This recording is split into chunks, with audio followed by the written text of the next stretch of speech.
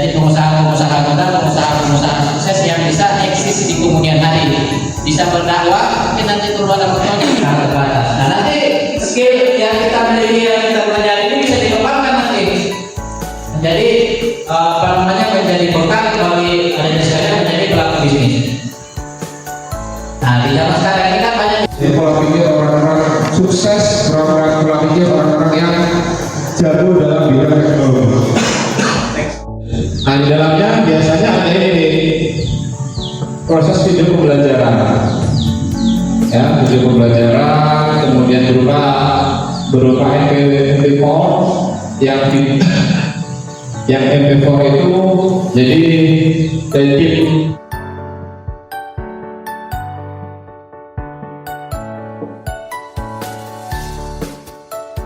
punya otak kanan, maka kitalah yang menjadi kunci dalam kreasinya.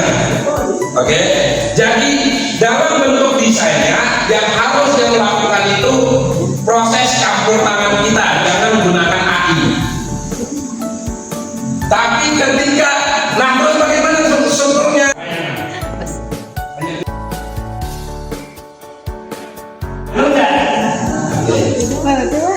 Jadi membuat prompt itu harus detail. Jadi contoh misalnya